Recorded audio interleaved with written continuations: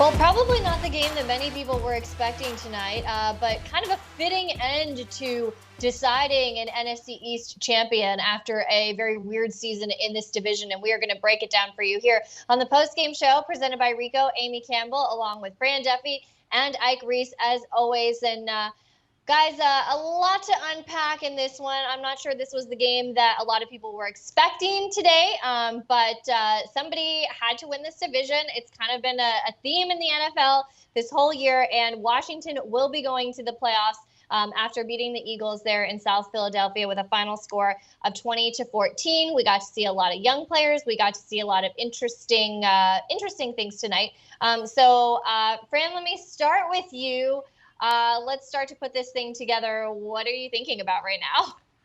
Well, we got to see some young players play. As you mentioned, we saw a lot of players inactive for this one, right? So no Carson Wentz, no Jordan Mailata, no Deshaun Jackson, no Alshon Jeffrey, no Dallas Goedert, no Miles Sanders, no Fletcher Cox, no Duke Riley. But the list goes on and on. No Nickel Roby-Coleman, no Jalen Mills. So we saw a lot of players today, and a lot of players that Eagles fans may or may not be all that familiar with. So it was great to see a Marcus Epps interception. It was great to see TJ Edwards make some plays in coverage. We got to see some plays from some young receivers. I thought J.J. Arcega-Whiteside made some nice, tough catches today. So we'll go back to the film on Monday. I'm excited to kind of go through that and see how some of these guys looked, looking at the All-22. But that was one of the goals of today, right, is to get one last exposure, some final exposure to some of the young players on this roster before going into the offseason. Well, and one of those young players, of course, with a lot of attention tonight was Jalen Hurts. We got to see him do a lot of nice things. Still a rookie, but we got to get a little bit more of a feel for the type of prospect that he is and potentially what he can offer in this league. He plays for 3 quarters, and then Nate Sudfeld comes in to wrap this thing up. Ike, let's start to put this together. What are you thinking? Well, Fran, Amy, we knew this game was going to be tough. With the amount of players that the Eagles were going to be missing. So it was going to be tough for them to win this football game. Washington with an awful lot to play for, a division crown on the line.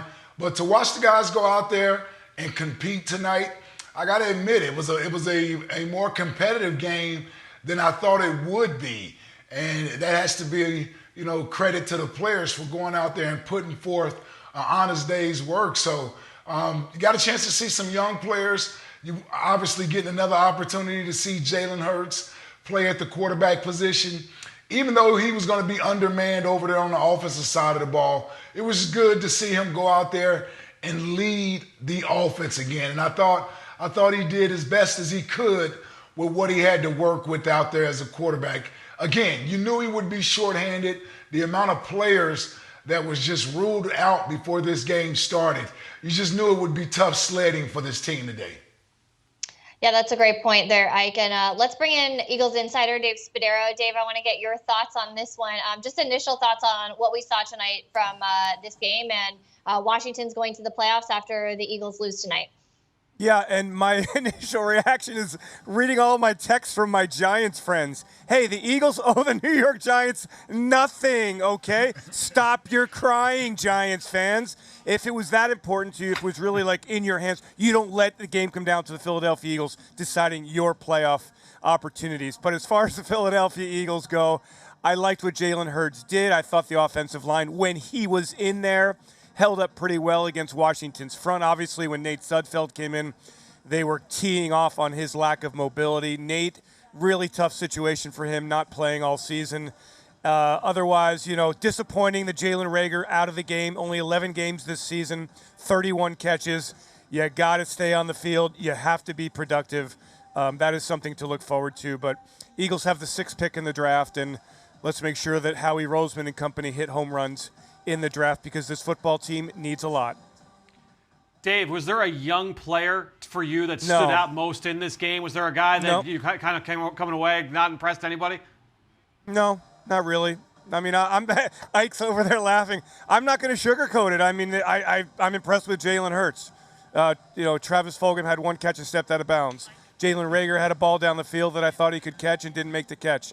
The defense played hard. I really liked Darius Slay, and at the times that Terry McLaurin was out there, did a nice job. And I do think Marcus Epps is somebody who's in the conversation at safety with Jalen Mills, a free agent to be, with Rodney McLeod, an injured player with it coming back from a knee injury. So Marcus Epps a couple of interceptions here in the last few weeks. But no, I mean, you know what actually sticks out at me? I think Boston Scott had a pretty good game. 15 carries, 65 yards, something like that. But when the Eagles were inside the 10-yard line, and it's been a recurring theme all season, they just don't have enough size to run the football when Miles Sanders isn't in there. And it cost them in that red zone situation late in the game. So that's something that I'm looking at all these pieces. You know, John Hightower didn't jump out at me. Quez Watkins had a drop. Fulgham had the step out of bounds. No, nothing else really jumped out at me. I'll tell you the one thing I was impressed with, Dave, and you mentioned it a little bit. When you look at the defensive side of the ball, we saw a tweet of the defensive players getting together with Jim Schwartz and some of the other coaches right before the game and really coming together as a unit and looking as if they wanted to go out there and put forth a good showing in what will probably be his last game as an Eagles coach. Just talk about, like you mentioned the defensive effort, but you got to be impressed. I mean, these guys, they played their hearts out tonight over there on that side of the ball. I am impressed, Ike, and I'm also going to say that it didn't appear that Alex Smith could get the football down the field, couldn't really get the drive to throw the ball down the field. So the Eagles did a nice job against the run, and the front four played well. And Alex Singleton, again, 13 tackles according to the game book. That will be adjusted by the coaches. So I think Alex Singleton has shown over a consistent period of time here that he can be a starting linebacker in this defense, and I think that's something to build around. But they were solid. I thought they actually tackled quite well tonight, and getting the interceptions was great to see. But again, just not enough. I would have loved to have seen Jalen Hurts play the whole game. And I know you want to take a look at Nate Sudfeld. You want to give him a shot here. He's been a tough couple of years for Nate. But I would have loved to have seen him have a chance on national television, last game of the NFL regular season, 2-minute drive to win the football game. But not to be. Interesting, obviously set up. A great series of questions coming up for Doug Peterson after this football game. Dave, I know obviously there's going to be a lot that needs to be talked about with this team going into the offseason. Obviously the big topic is going to be the quarterback position, but putting that one aside, outside of quarterback, what for you are the biggest topics and the biggest discussion points for this team, for this roster going into 2021? Okay, number one, how are you going to get down to the cap? All right, how many players are you going to have to cut or redo their contracts, or what are you going to do to get down to the cap?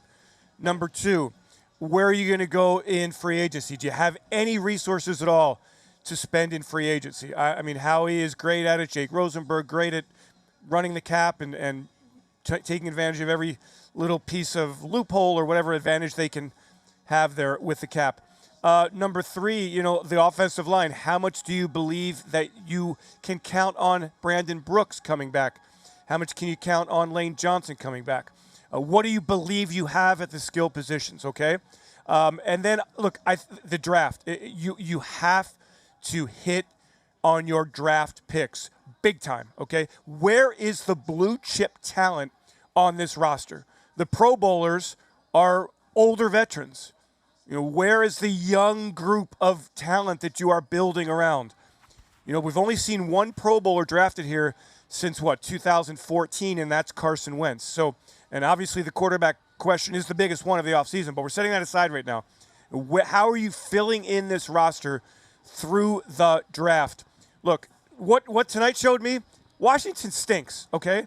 I mean, the losing game one, we knew it at the time it was going to come back and bite the Eagles, and it did. The Eagles' skeleton crew, and had Jalen Hurts stayed in the game, I think the Eagles win the game. The Eagles' skeleton crew nearly beat the Washington team that had everything on the line tonight. So you're in a division that is not, you're not chasing the Kansas City Chiefs. You're not chasing the vintage New England Patriots. What can you do to get back into contention with a fourth-place schedule, with a sixth pick in the draft, with ample opportunities to hit it big in the draft? The Eagles need to bring in blue-chip talent on this roster. They've got some good things to work with, potentially, with the offensive line, with Miles, with some young receivers that you hope develop in their second seasons with Dallas Goedert. We don't know about Zach Ertz. I think a lot of veterans are going to be shed here. There's going to be a lot of new names. Howie Roseman talked last year about getting younger and getting faster.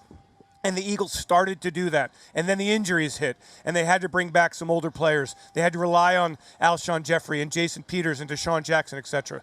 How are you going to get younger? How are you going to get better? How are you going to bring in blue chip talent? How are you going to navigate the cap and set yourself up kind of for the future here? Because it's going to be very, very difficult with the way the cap is going to stay flat at best. And the Eagles, of course, well over the projected number. You mentioned the talent that has to be brought in, Dave, and you certainly can't win unless you have talent on this football team. We know there's going to be changes on the coaching staff as well. Jim Schwartz reportedly won't be back next year. Just your thoughts on what you would like to see sort of from a philosophy standpoint from the defensive side of the football moving forward. You know, I was raised on the Jim Johnson. Obviously, that's who I played under. We know about Buddy and his days here as a defensive coordinator and a coach. How do we get back to that old identity from a defensive standpoint that we used to have on that side of the football? I guess like what I would say is I want to see a more physical Philadelphia Eagles defense, and I want to see one that is better at taking the football away. I want to see one that is better in the red zone. Two problem areas here in the last few years for the Philadelphia Eagles. But again, that goes back to blue chip talent. And what you're working with really defensively are older players. How much does Brandon Graham have left? How much does Fletcher Cox have left? Is Javon Hargrave going to be a dominant player from start to finish next year? Who's your other defensive end? What are you going to do with Derek Barnett, who's got a fifth-year option? Who's going to play safety for this football team? There are glaring holes there. Who's your other cornerback? It's hard to say what kind of scheme you're going to play, what kind of personnel you have. You know, does Davion Taylor emerge at all in year number 2 after playing very, very little? A third-round pick who gave the Eagles absolutely nothing on defense in his rookie season. So there's just a lot of pieces to put together and then to create a scheme. Ike, you usually create the scheme. You build the scheme around the talent that you have. I don't think anybody knows what talent the Eagles are going to have on defense because there's going to be potentially so many changes here. But I certainly would like to see a more aggressive, physical. I just want some butt kickers out there. I want the Ike Reeses, the Brian Dawkins, the Jeremiah Trotters, you know, guys who went after it and who were really, really physical. This is an undersized kind of defense that hasn't put a lot of value at the linebacker position. You know, maybe it's time to kind of rethink that. So, Dave, before I let you go for now, I have a note to myself from the pregame show to ask you your thoughts on Brett Toth tonight because you were so looking forward to seeing him in tonight's game.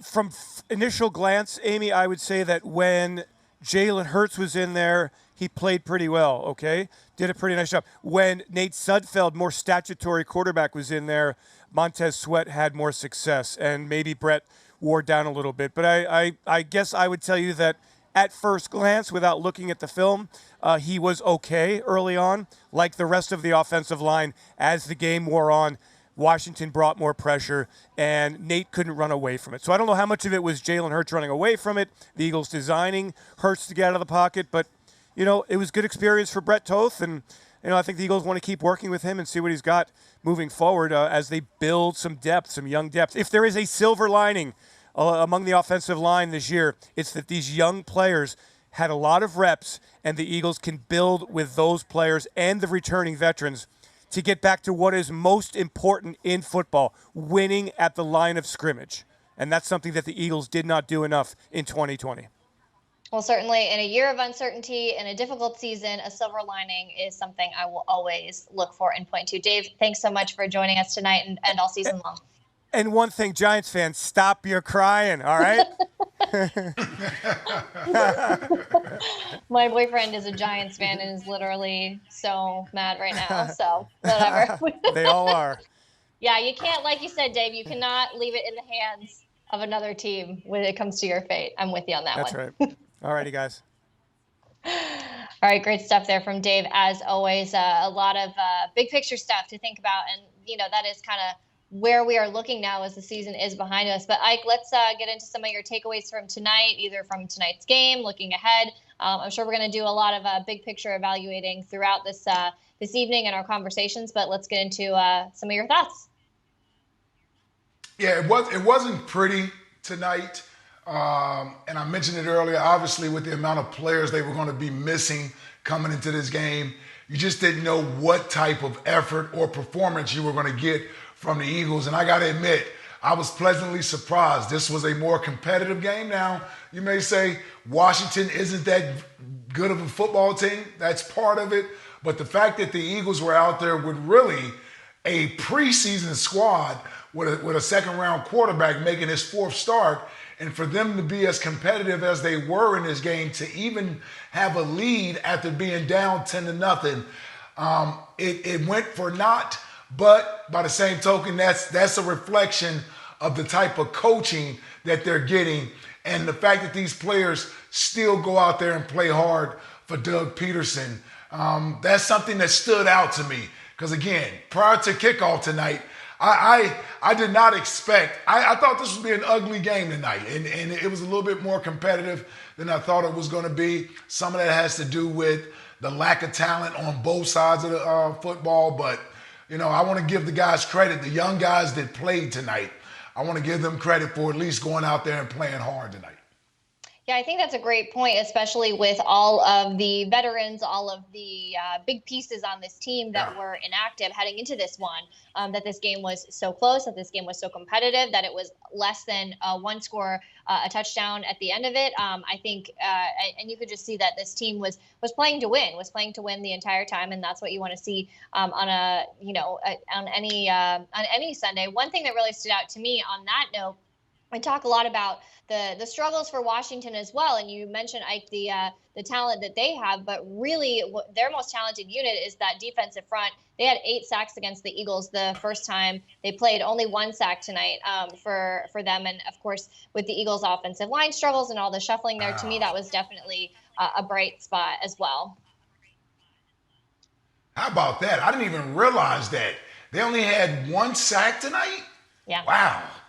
That's Yep. I mean, that first game of the season was embarrassing. No, I'm sorry. Actually, it was 1 line. sack on Jalen Hurts and two on Nate Sudfeld. So, which would make a little bit more sense. Still, that's 3. Yeah, that's still 3 versus that first game where it was 8. So, yeah, you're right. That's the young offensive linemen.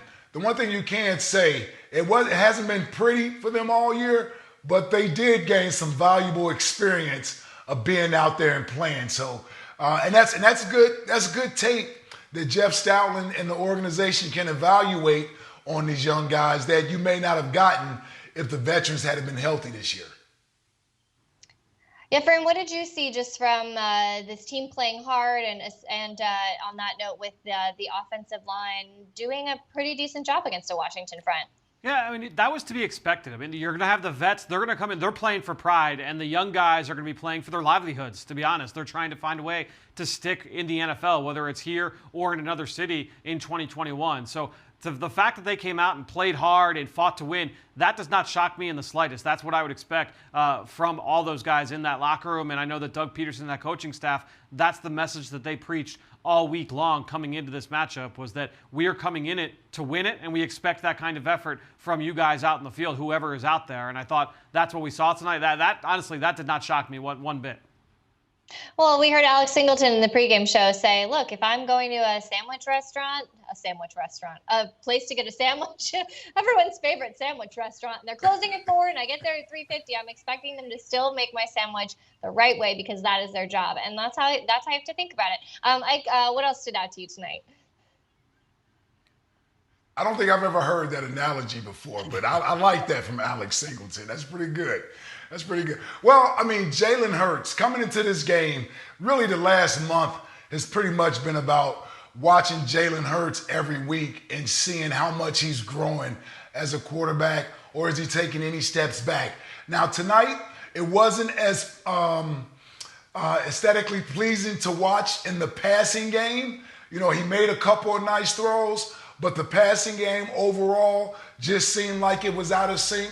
But I like what he was able to do with his legs. I like the fact that he was changing plays at the line of scrimmage when he saw things that he did not like. So I think he took another step forward, even though it may not show in some of these passing categories. But the fact that he had 2 rushing touchdowns, the 1 interception he threw, I can't blame him for that. I think Zach Ertz got to do a better job of getting his head around quicker. So I thought Jalen Hurts played another nice game, even though the numbers weren't overwhelming like they had been the last 2 weeks. I thought he played a nice, clean game and managed the game as best he could. Yeah, and according to ESPN Stats and Info, he is the first Eagles quarterback with 2 rushing touchdowns in a game since Michael Vick in 2010. Vick also did it against Washington. Fran, what did you see from Hurts tonight? Yeah, I thought that, honestly, it was not his best performance. You know, there were a lot of plays I think he certainly left on the field. You liked his ability and his decisiveness to take off and make plays with his legs. I thought we saw certainly that down in the red zone. The Eagles allowing him, you know, you had the rollout play where he's rolling to his right. And on those kinds of plays, you're going to give a quarterback like Jalen Hurts the freedom to be able to take off if that first read is not there. It wasn't, and he was able to run into the end zone for the first touchdown. And then on the second, the Eagles were in an empty set. And Washington, they played a little bit soft coverage. There was nobody in the middle of the field. He didn't like what he saw as a passer, took off, took the green grass in front of him, and ended up going in. So I think when you look at those 2 plays, you like the decisiveness there from Jalen Hurts. He's going to have to continue to make strides, making plays from the pocket as a passer. But again, that's what you would expect from a young rookie quarterback. And I thought that we saw a little bit, we saw some good, we saw some bad here tonight against Washington. Well, and Hurts's final stat line for the evening, passing 7 of 20, 35%, not great there. But of course, we mentioned those 2 rushing touchdowns, 8 rushes, 34 yards, but 2 of those touchdowns as well. And 1 interception on the evening for him there. All right.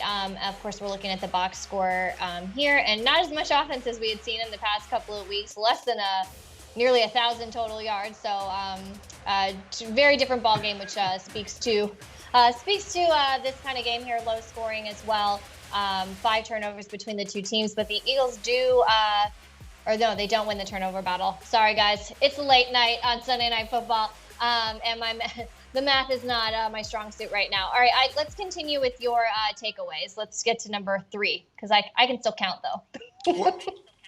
Yeah, and at the end of the night, the Eagles finished the season at 4-11-1.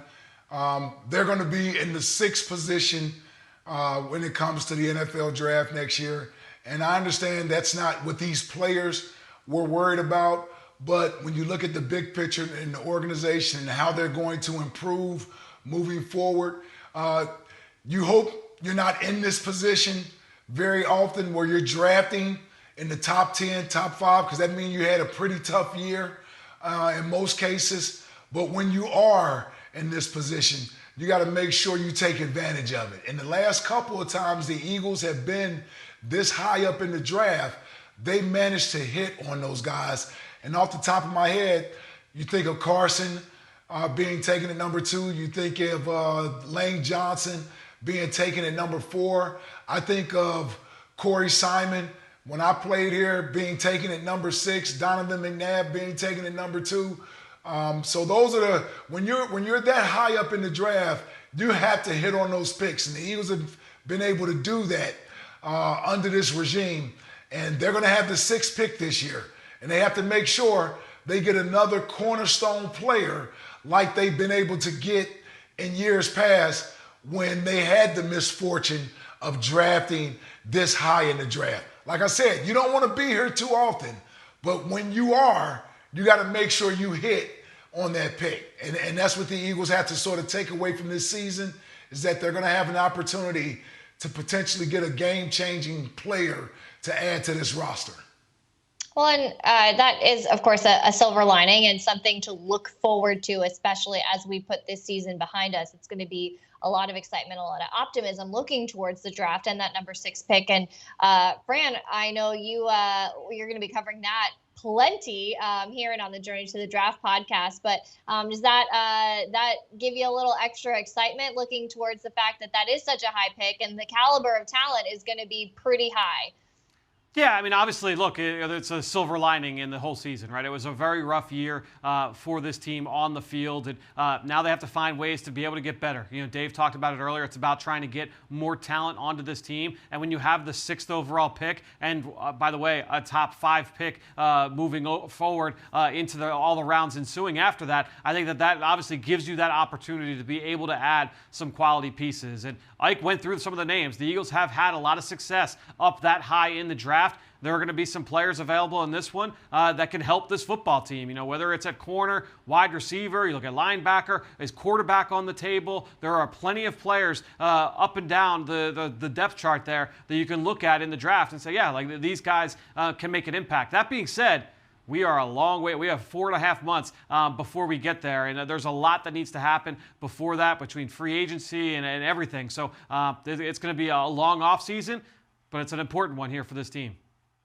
Well, as we start to go a little bit big picture, I want to start here. I want to ask each of you, what is your biggest question for this team in the offseason? What are you most intrigued by seeing what happens moving forward? Ike, I'll start with you.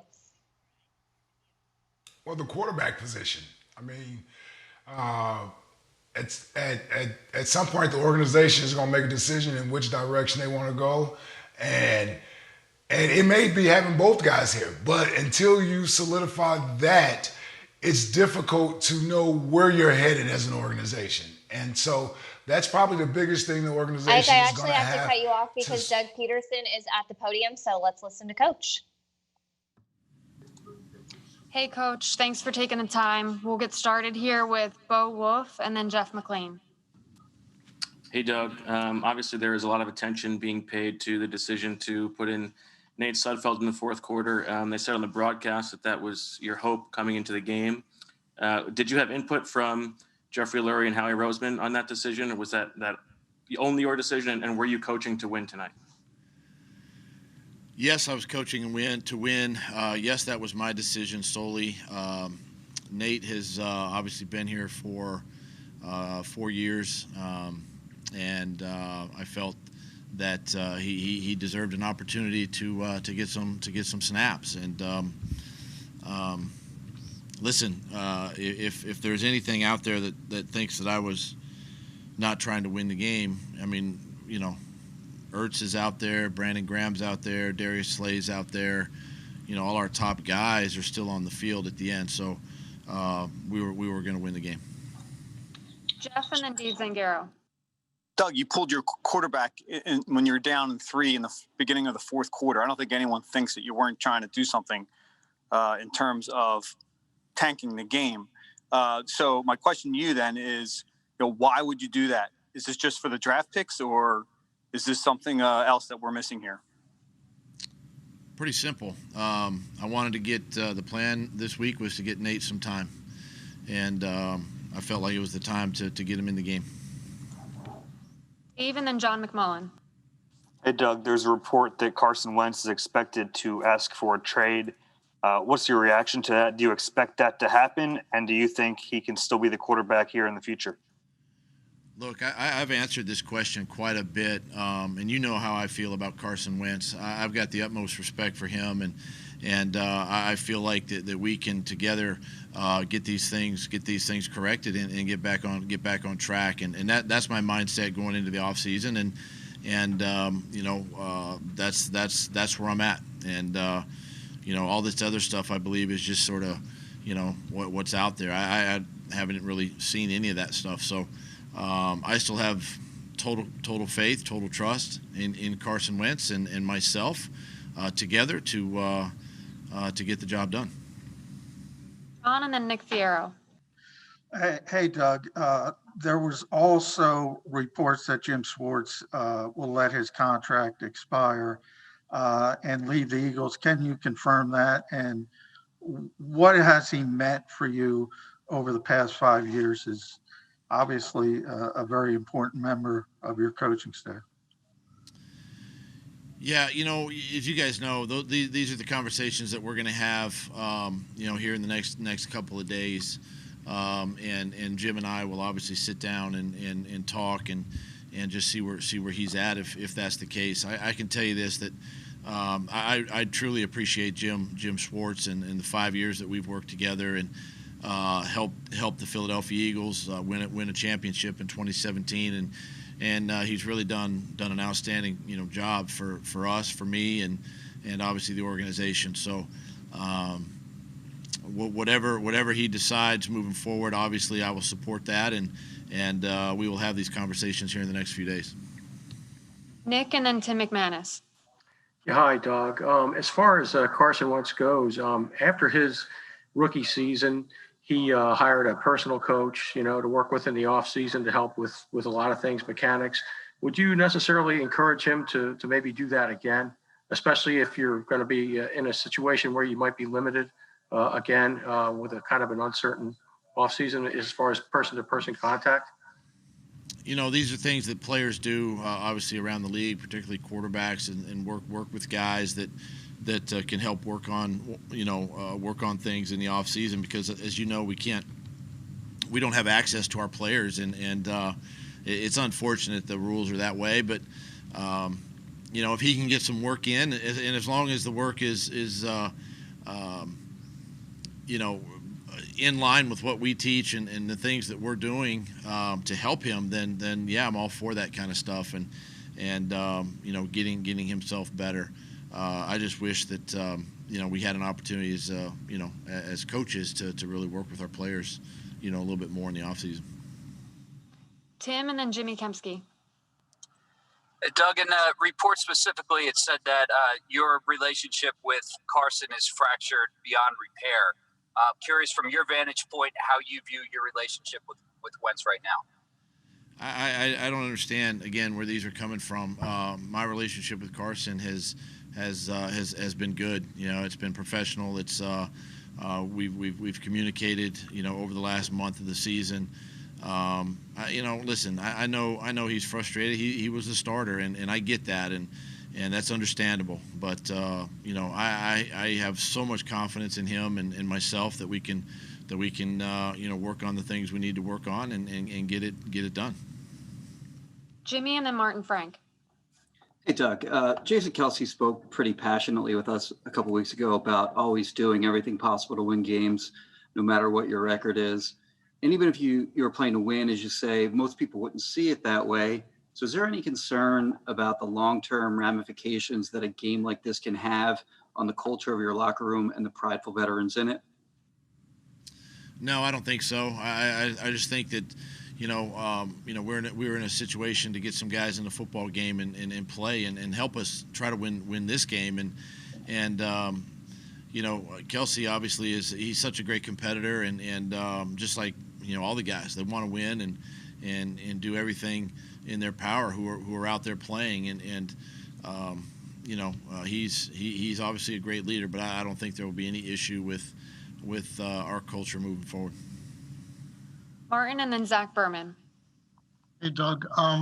What made you want to pass up the field goal there on that 4th and goal near the end of the third quarter? And what did you think about Jalen Hurts' pass into the end zone? Was that one of the reasons why you decided to take him out too? No, that wasn't the reason why I've told you the reason why I put Nate in the game. They switched personnel, went to five bigs, 5 D linemen, put a little extra pressure on a quarterback there. We had a couple successful runs, and that's why they made their switch. So it made it a little bit harder there to run the ball, and I would say credit Washington. They covered our guys pretty well. We had an opportunity there at on the 4th down, just a throw that Jalen would probably like to have back to Quez, and he can make that play. But that's going to be a learning moment, I think, for all of us, and obviously for him in a situation like that. And as far as going for it, my mindset down there is when you're that close, just go ahead and continue to stay aggressive and try to score. Zach and Les Bowen. Hey, Doug, what was your last message to the team in the locker room? And these next 2-3 days, what's the plan for you? I told them that I was proud of them. It's not obviously not the season that we all had hoped for at the beginning of the year, and this team faced with a lot of adversity and a lot of scrutiny, and whether it was right or whether it was wrong, they hung together, and that's what I'm most proud of this football team, and how guys stood up week in and week out, and through the face of adversity, battled right to the end. And that's what I'm the most proud of. And these next couple of days are just going to be that, just evaluations.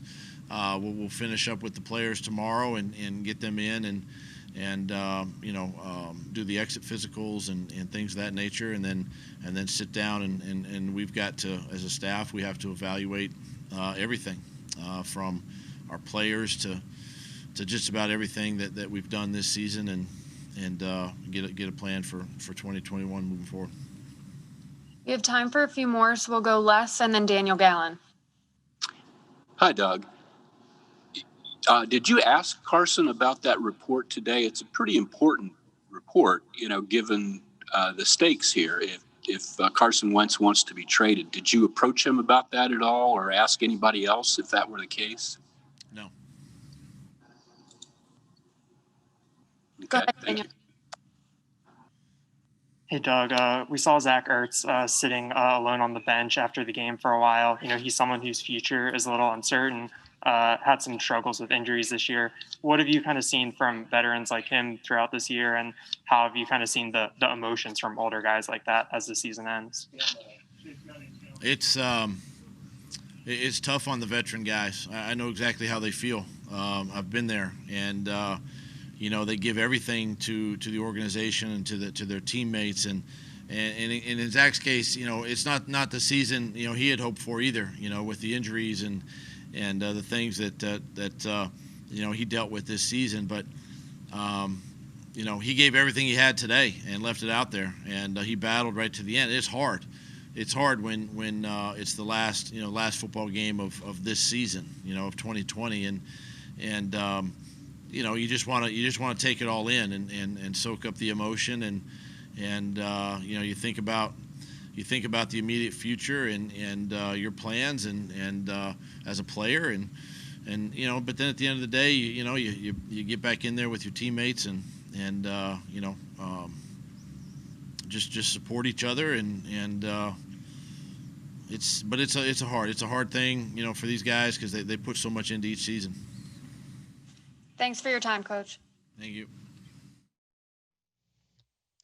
Okay, that's Coach Doug Peterson sharing his thoughts after today's loss. Of course, a lot of big picture things, saying the next couple of days are going to be evaluations, player evaluations, the interviews with players, the exit interviews, of course, and then sitting down with the staff and formulating a plan to move forward. We can expect a lot of changes, of course, as there are every year, and Coach Peterson continuing to reiterate that there's a lot to change and a lot to fix here in Philadelphia. And perhaps what stood out most to me from his conversation just now on Carson Wentz, saying, look, I feel like together we can get things corrected and get things back on track. So certainly going to be a lot of questions about Wentz, Hurts, the entire quarterback situation in Philadelphia throughout the offseason. The entire NFL will be watching. And I think that, Fran, I'm going to bring you in now. And that was Ike's big question for the offseason.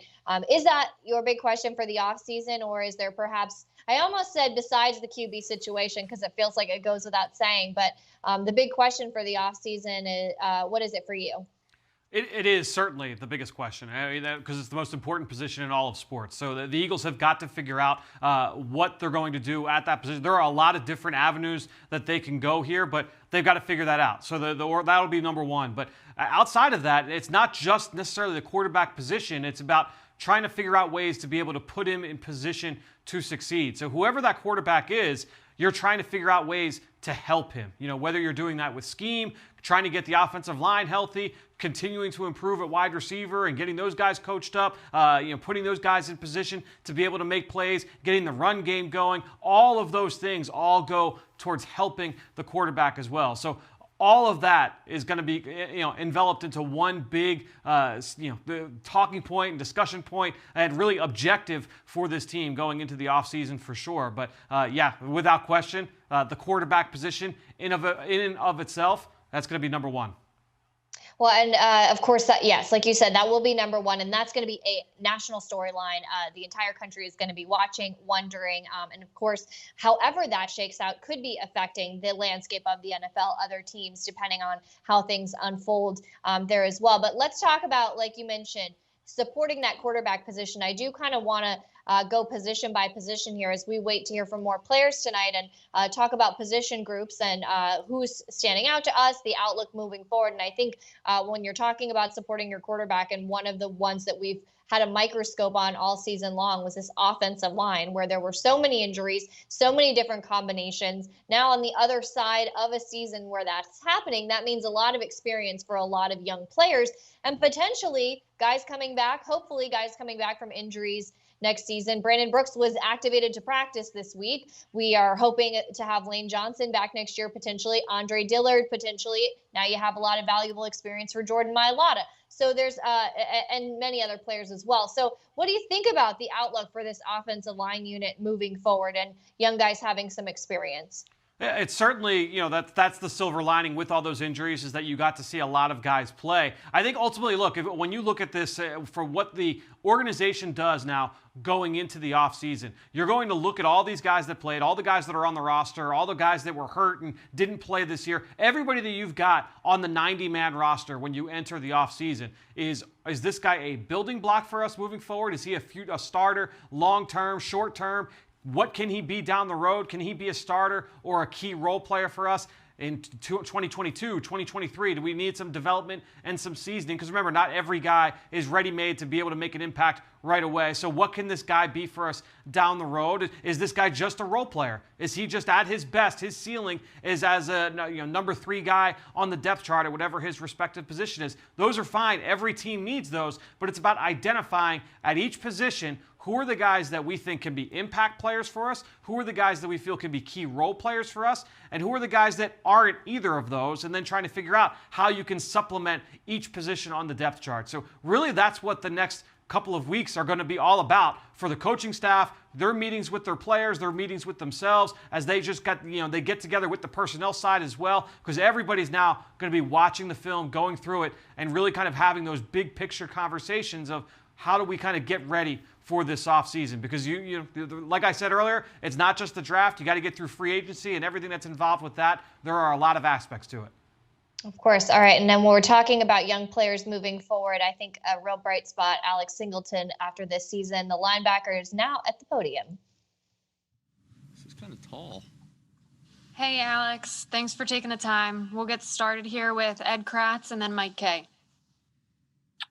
Hey, Alex. I just want to ask you if you've given any thought to your future, and I know you're an exclusive rights free agent. How much do you want to come back here? Yeah, I want to be here. This is, the place that gave me an opportunity. So, and I, as much as I know about the exclusive rights, it's in the Eagles' hands, and hopefully I'm back here for 2021. Mike and then Wolf. Hey, Alex. It seemed like the defense really played their hearts out for Jim Schwartz in a game that was based around pride. What did he tell you guys in that huddle prior to the game? Just leave it all out there. It's the last game. We got 60 minutes to play together. It's pro sports. You're never going to get to play with those guys again. So, leave it all out there and do everything you can to win this game, and, just put everything out there. What has Jim meant to you since you've been here, as far as defensive coordinator is concerned? I mean, that's the smartest football mind I've ever been around. Just the stuff that he knows. I take notes, just all the stuff that he says all the time. And, just the little nuances to the game that I've just learned just from him talking. Just the day in and day out, just in a casual meeting, just what he, on third down and short, just the stuff that he says that just kind of, I think he just knows so much football and, just, everything. And, I think he says all the time, he might be the hardest guy on us, and I think you just learn to respect it so much as time goes on, and I respect him more than anything in the world and couldn't be happier to play for him. Oh, and then Les. Did Jim address the report that this will be his, he's stepping away in the offseason, that he's going to be stepping down? And did you guys talk about that as a team? No, that's I don't. All the rumors, we've had so many rumors around here. Everything just kind of goes in one ear, goes out the other. We, no matter what it is, we're gonna play hard every game. Go ahead, Les, and then John McMullen. So you didn't know about this, Alex, until I guess it came out yesterday. What was your reaction to the rumors about Jim? Jim's the fact that Jim will step down. Just like anything, we're gonna come out and do everything we can. Whether someone's staying, leaving, we're gonna do everything we can. The whole room's gonna change. No matter what. Like I said, it's pro sports. You're never gonna play with the same 11, the same coaching staff. No matter if you're a Super Bowl champion or a team that had a season like us. It's just all about just doing everything you can to play with each other for the 16 that you get. Thank you. Go ahead, John. Hey, Alex, to kind of follow up on that, you've obviously been around. You've been New England, Seattle, I think Minnesota. Have you thought about potentially going into a new defense now that you've kind of solidified yourself in this one? No, I haven't thought about nothing but Washington this whole week, and Dallas the week before that. This is the National Football League. If you start thinking about the future, you're gonna get punched in the mouth. So I've been focusing 100% on the games that we've had. All right, thanks for the time, Alex. Yeah, thank you guys. Okay, that is Eagles linebacker Alex Singleton after another fantastic game from him, leading the team in tackles tonight, 8 solo, 14 combined. I'm guessing that he might be nominated for the Toyota Player of the Week later, and he might be getting my vote. Talking about the rumors about what Jim Schwartz's future holds. Look, he just said, we'll find out when we find out. I haven't heard anything, of course, no surprise there. But talking about how Jim Schwartz is the smartest football mind that he has ever been around. Very high praise there. And of course, Alex Singleton talking about his own future, saying he wants to stay in Philadelphia. And look, the whole room is going to change, which is what happens every offseason, that there are going to be some changes. So, Fran, I'm going to come to you now, and I was going to go oh, never mind. We are going to have a player at the podium in just a couple of minutes here. So we'll have to take a listen in just a minute after tonight's game. All right, All right, I'm going to bring in Fran now, actually. So, Fran, I am going to come to you, and why don't we talk a little bit about the linebacker group? This was a group that had a lot of questions coming into this season. There was not a lot of experience. There were a lot of young players, and then they were still hit with some injuries. But this is a young group where I think we have there are a couple of pieces here that you can be excited about. Alex Singleton for me, one of them. TJ Edwards for me, another one of them. What do you think about this group as a whole moving into the offseason? Yeah, I think it all goes back to what we talked about earlier before Alex came to the podium, in that you're trying to figure out with all of these guys, what can they be for us moving forward? And that's the big decision the team has. And on that note, TJ Edwards is at the podium, so we'll continue discussing this in a little bit. Hey, TJ, thanks for taking the time. We'll get started here with Chris Franklin. Hey, TJ, there's a report out there that Jim Schwartz will not be returning next season. Just want to know, have you heard that, and what's your reaction, and also what it was like to play for Schwartz? Yeah, I mean, I've seen the report, but I don't know if it's, true or not or anything like that. But if it is, I think, just historically, a lot of people have just so much respect for Coach Schwartz, including everyone in this organization.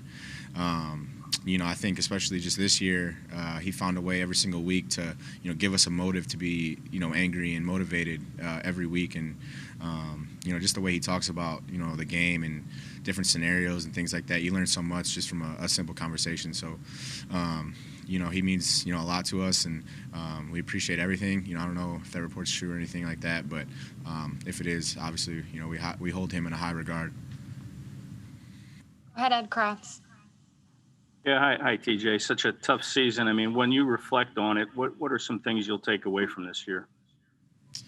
Yeah, I just thought in general, it's a resilient group. I think you guys know football goes. There's, injuries and adversity that hits, different teams in different ways. And I just thought that this year it was, always someone, next man up and ready to go and ready to take on that next opportunity. So I just think in general, this team, became very close, as the season went on. And, we all had a common goal and just, kind of fell short in some games and, didn't execute at times. But I thought, we scrapped to the end no matter what. And that's, something to be proud of. We'll go to Zach Berman and then Mike K. TJ, in this game tonight, did you feel like the team did everything they could to win the game as far as the decisions that the coaches made and the personnel they put out there? Yeah, I thought 100%. I thought we went out there and competed, and every single guy that was out there gave their best effort and, made some really good plays. And, there's obviously always things to clean up and things like that. But I thought, we were playing that game to win no matter what. That was a talk all week. That's been the talk all year. And, just kind of fell short tonight. So. And so feeling that way on the sideline, what was your reaction when Jalen Hurts was pulled for Nate Sudfeld? We didn't really know, what was going on. I just kind of saw Suddy out in the field, but, Suddy's a great player, and, we go against him every single day, and that dude is, a really good quarterback. So we had confidence in him as well. Didn't really know the scenario or anything like that, but it didn't matter. I knew that, everybody out there wanted to win, and, just couldn't get it done tonight. Mike and then Al Thompson. TJ, you've had a rough season dealing with injury and adversity and everything like that. I know you guys didn't come up with the win, but what did the pick mean to you, your first career interception, and how can you build off that moving forward? I don't think it was rough. I think, definitely it was times where, I wanted to make some plays and couldn't, and then, the injuries and things like that. But that's football. So I had to find a way to bounce back and really just lean on my teammates and things like that. But, it was definitely good to make a play in the passing game, and especially, coming up short on the one in the end zone. Wish I could have that one back, but, great play. But, no, it felt good to get my hands on the ball and, make an impact on the game. Al and then Bo Wolf. Hey, TJ, how do you guys stay focused when the offense has been so inconsistent, especially in the second half, the last 4 games, not very many points scored at all? How do you stay focused, stay in the game? Football is the ultimate team sport. We know that if one side of the ball is slacking, the other side is going to pick them up. And, there's many times this year the offense has picked us up when we've needed it too. So I just think that's kind of the ebb and flow of the game. And, we just didn't score enough points to get it done. I think it's kind of come down to a couple plays each game, and we just didn't make them. So, but I thought, all in all, both sides of the ball, including special teams, fought and scrapped and did everything, we could, and it just didn't happen. Go ahead, Bo. Hey, TJ, what was Doug's message in the locker room after the game? Yeah, I think it was just one of those things where, he knew that everybody out there was, just giving everything they had. And a lot of guys were playing a lot of spots that, they were, a little new to, and some guys playing in their first games and things like that. And but there was no hesitation. We went out there and put it all on the line. And, a lot of good effort plays, a lot of good things that happened. And, just kind of came up short. It's kind of the, the story of the year. But just got to find a way to learn from it and, build into the offseason and keep going. Thank you for your time, TJ. Thank you. Appreciate it. All right, that's Eagles linebacker TJ Edwards after tonight's game. Edwards second in the team in tackles tonight. 7 combined, 3 solo, and of course that interception as well. One of the 2 interceptions that we saw tonight from some of the young players on defense. Marcus Epps at safety also adding another one, and that's his 2nd interception of the season.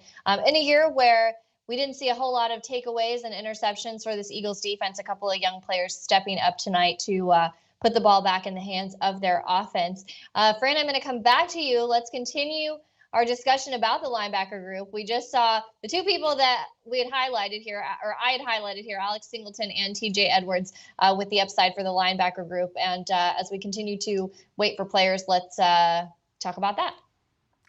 Yeah, it's going to be a big one, but I know we're heading back to the podium. Fran, I'm sorry. Every time I do this. All right, Boston Scott's at the podium, so we're going to listen to him. Hey, Boston. Thanks for taking the time. We'll get started here with Chris Murray and then John McMullen. Boston, what was your reaction to Jalen being pulled in the fourth quarter when you guys were still in the game?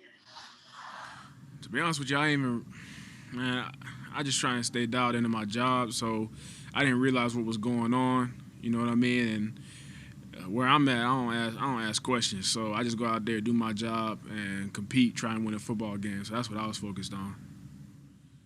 We'll go John McMullen and then Mike Luongo. Hey, Boston. Obviously, season hasn't gone as you guys would have liked. What was kind of Doug's messaging after the game, kind of wrapping up the season with you guys? You know, we fought, man. Nobody that stepped on that field, man, wanted to lose. Nobody that stepped on that field didn't have any fire. You know what I'm saying? They didn't lack energy.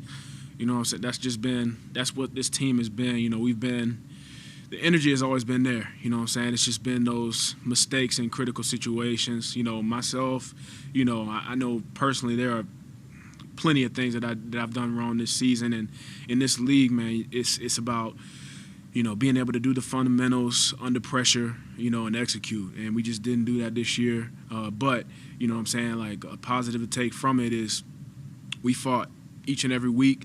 The energy was always high. We always stayed closely knit no matter what. But at the end of the day, this is the NFL, you know what I'm saying? And we got to execute better than we did this season. We'll go to Bo Wolf and then Chris Murray. Hey, Boston. There's a report that Carson Wentz plans to request a trade. He doesn't want to be on the team anymore. I'm sorry to put you in this position, but you're who we get to talk to. Have you seen anything like that from Carson? What is your sense of him and how he's handled the last few weeks? Carson's plugged in, man. He's plugged in here. He's been in Jalen's ear, helping him out whenever he can. You know, he's been continuing to work hard, continuing to attack each day like a professional, and he's been a leader, you know what I mean? And so I have nothing but respect for Carson Wentz, always will. And whatever happens with him, you know what I mean? Like, he has the full support of this team. We've always viewed him as a leader.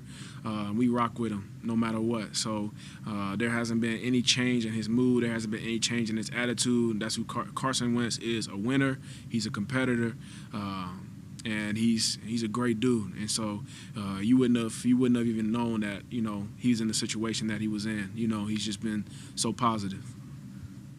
We'll go to Ed Krafts. Hey, hi, Boston. What have you learned about Jalen Hurts over these last 4 games that maybe you did not know about, you know, in the first 12 weeks and August training camp? Yeah, man. I mean, to be honest with you, I watched him in college. You know what I mean? I knew about his story.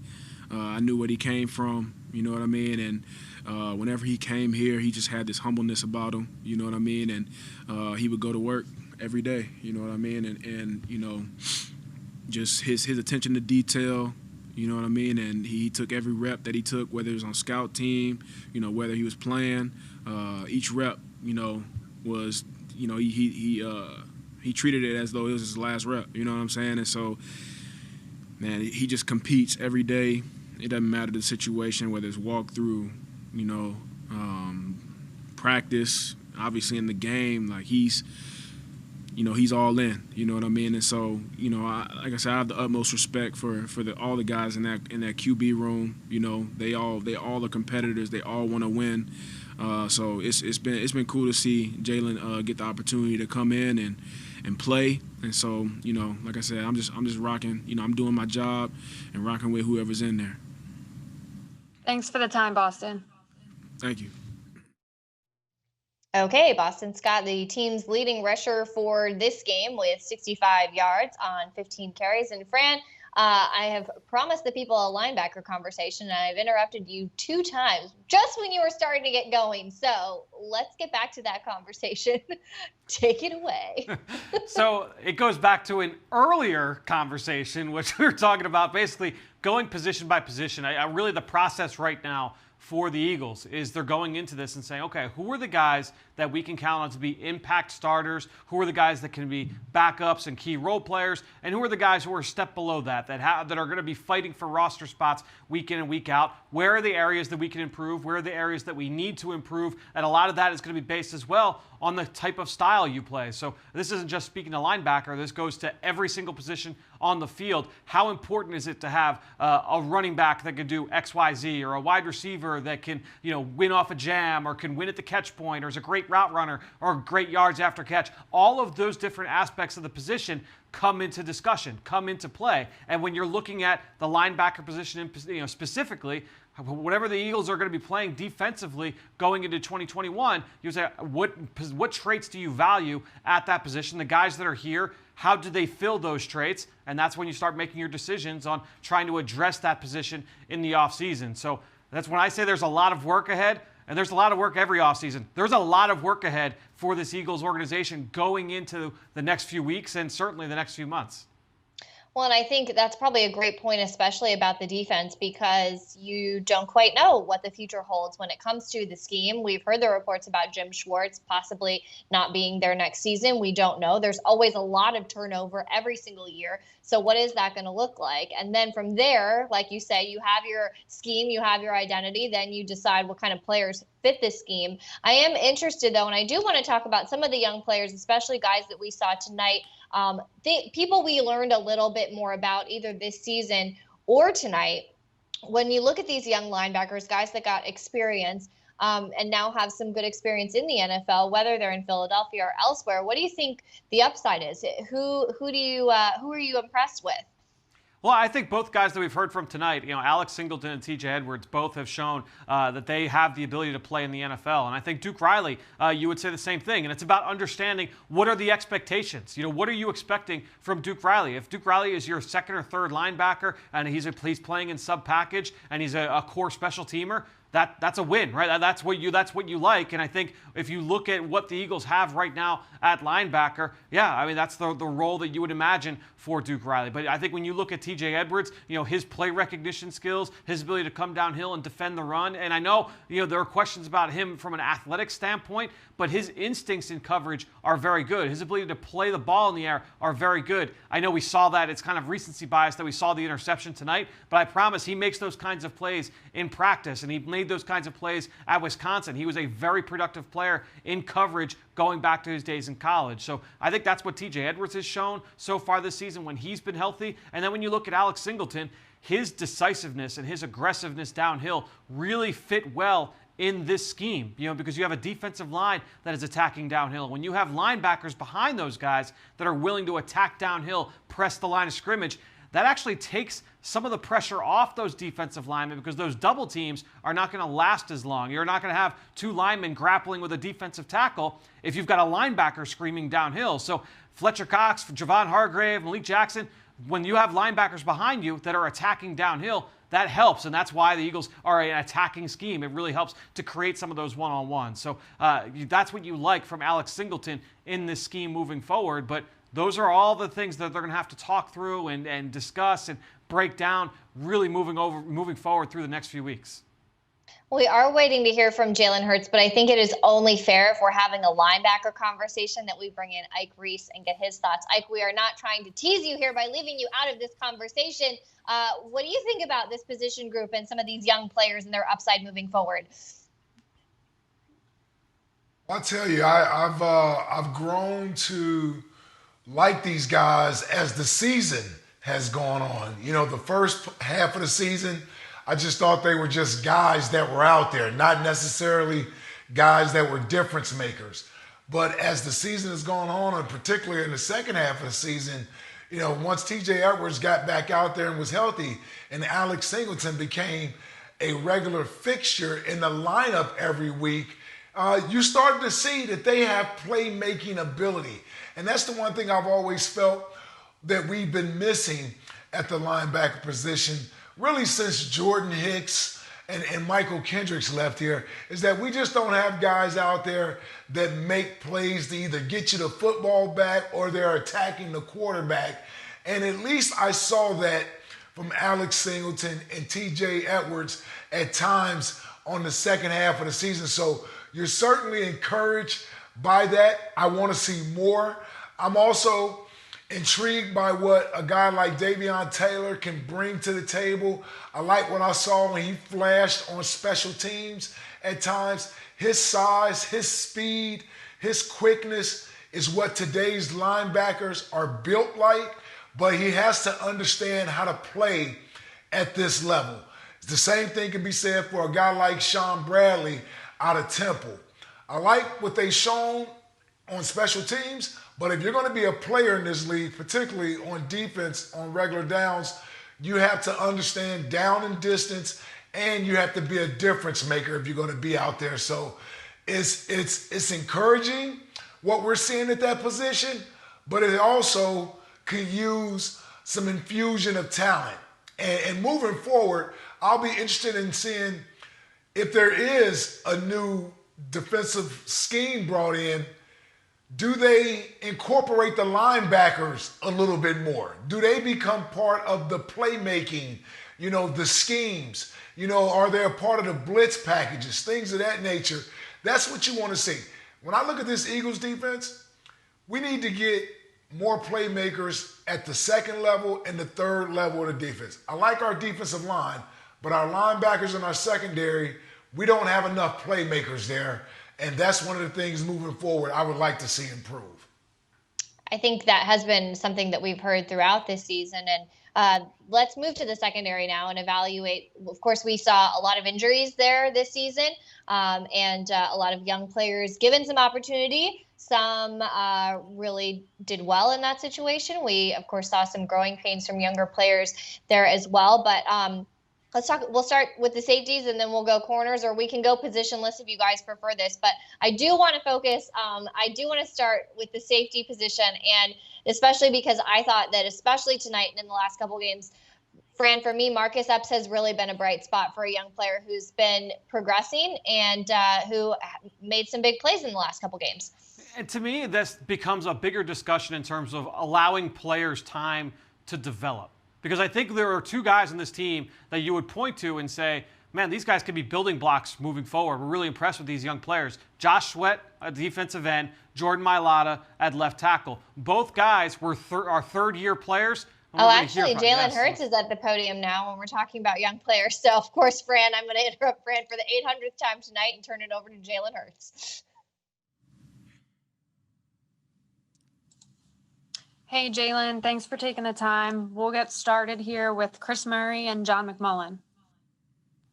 Jalen, after these 3 or 4 games that you have played in for the Eagles, how would you evaluate your own performance?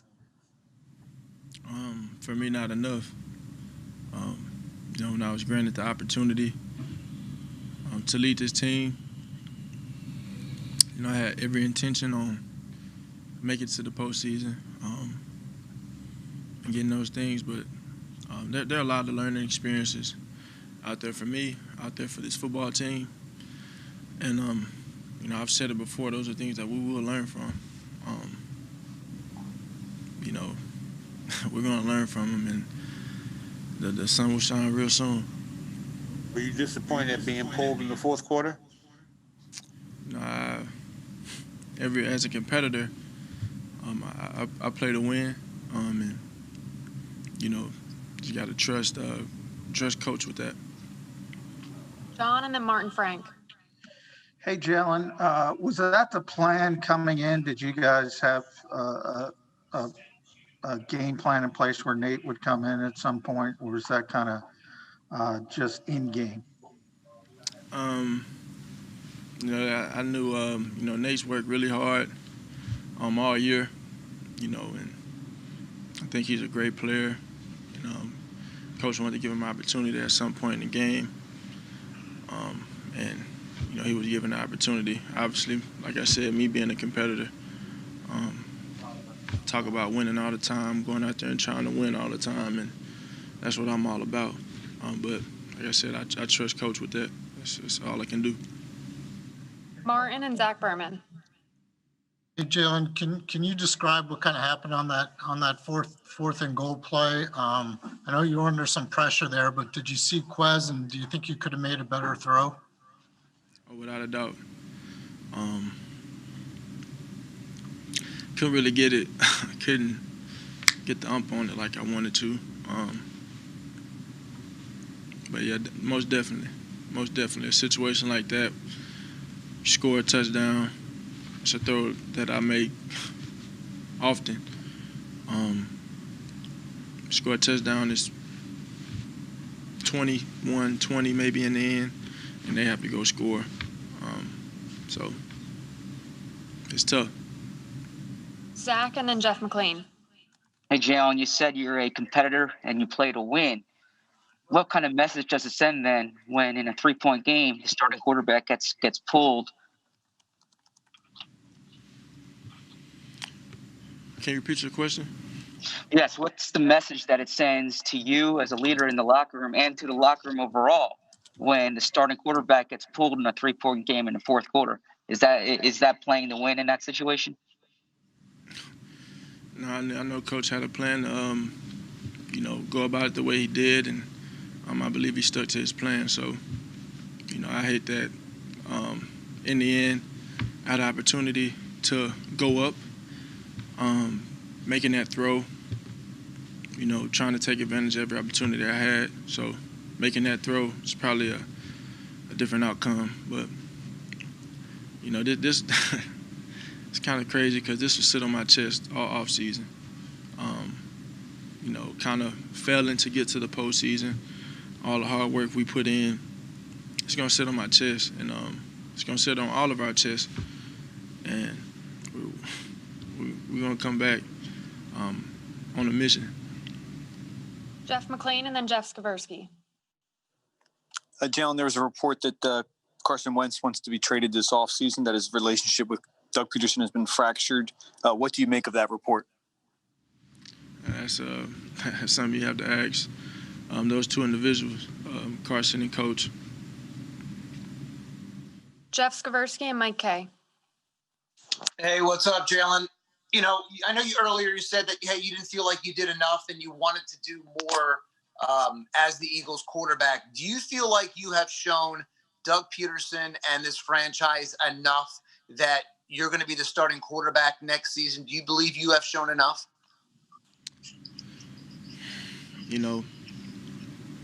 That's another question you got to ask him. But I'll just tell you where I'm coming from. I'll tell you where I'm coming from a mentality standpoint. I want to get better as a quarterback every day. As a competitor, I want to dominate and take advantage of every opportunity that I have.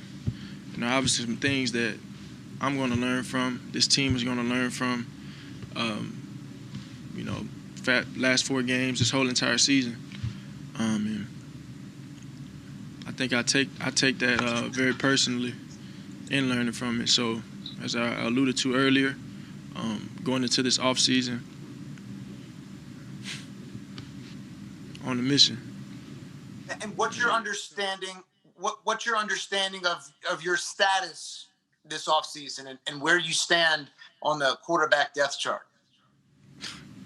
For me, just go out there and control what I can. Kind of the same question, but I promise you, I'm not worried about anything else but being the best quarterback I can be. And Thank you. that should handle itself. Thank you. Mike Kay and Ed Kratz. Jalen, Zach Ertz's future's up in the air. He played the entire game tonight. What was his energy like in the huddle? What did he bring to the offense tonight? And what has he brought to you over these last 4 games? I have a lot of respect for Zach. The things that he's done. He's a great player. And, the belief he's shown in me, encouragement towards me, I respect him. The work he puts in. I remember when I first got to Philadelphia, and I asked Zach, one of the training days we had, I asked him, I said, why do you play this game? What do you love about this game? He said, he truly has a desire to be the best. And it's a guy like that you admire that. It's a guy that I respect highly, and I respect his mentality about how he approaches it. You have time for one more, so we'll end it here with Ed. Yeah, hi, Jalen. You had the 4-game taste of the NFL now. What are the biggest differences that you've noticed between life in the NFL versus playing at big-time programs like Bama and Oklahoma? Yeah, good to, I guess, get those, 4 games, 4 preseason games.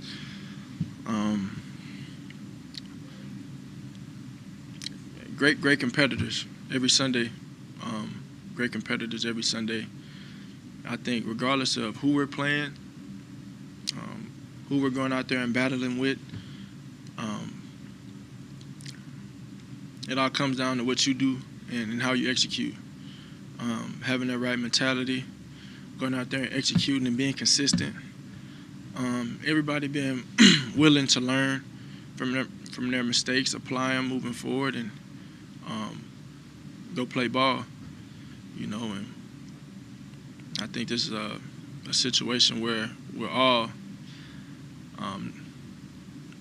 not satisfied with how this thing ended up, but it's a so what, not what mentality, and that's what I have, and we're gonna be stronger from it. We're gonna work our tail off. I'm gonna work my tail off, and the sun will shine real soon. Thanks for the time, Jalen. Thank you.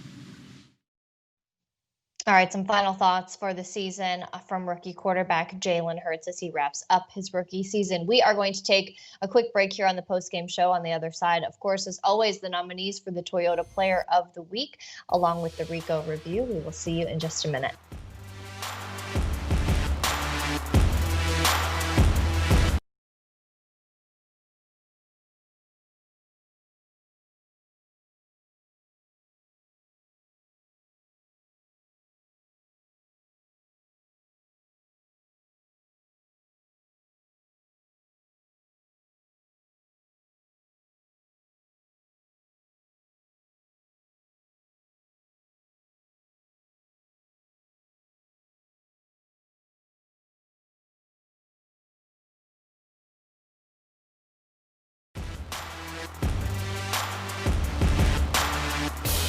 The longest pass for quarterback Jalen Hurts tonight, 30 yards on a rope to J.J. Arcega-Whiteside, and Fran Duffy is going to break that one down for us in tonight's Ricoh review.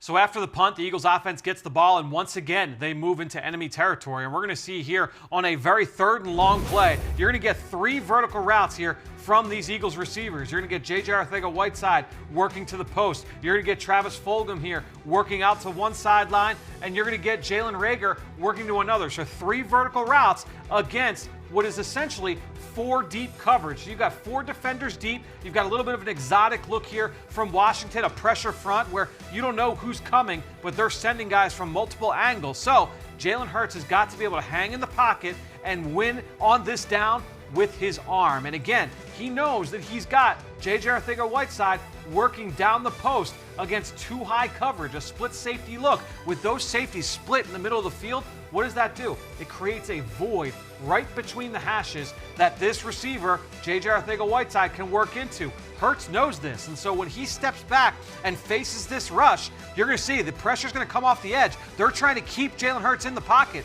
He steps up, delivers this throw, and Arcega-Whiteside comes through with a huge catch through contact to get the Eagles the first down and help set them up for their second touchdown of the game.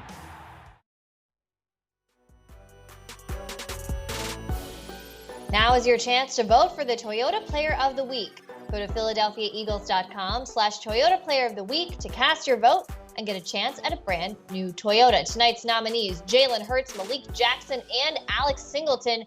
The rookie quarterback in 3 quarters of action got it done with his legs tonight, rushing for 2 touchdowns, also throwing for 72 yards on 7 of 20 completions. And then Malik Jackson, the defensive tackle, 3 sacks tonight from this Eagles defense. Malik Jackson with 1 right here. He also added 2 solo tackles, 5 combined, and a QB hurry in his second season with the team. Finally, Alex Singleton adds 14 more tackles, 8 solo, and 1 of those 3 sacks as well, leading the team in tackles this season, and of course, tackling inclusion, a big year for him, a great year to see him raise so much money for the Special Olympics in honor of his sister, a Special Olympics athlete. Alex Singleton is getting my vote. I feel like he's been the player of the night. He was featured in our pregame show, leading the team in tackles. I'm coming into this game, it was 106. 14 combined added to that, 8 solo. So again, I'm not doing math tonight, but I am giving Alex Singleton my vote for the Toyota Player of the Week. Ike, who are you going to take tonight? Amy, you've been so great this year of leading the pack with who should be Toyota Player of the Week. I can't disagree with you. Once again this week, you nailed it.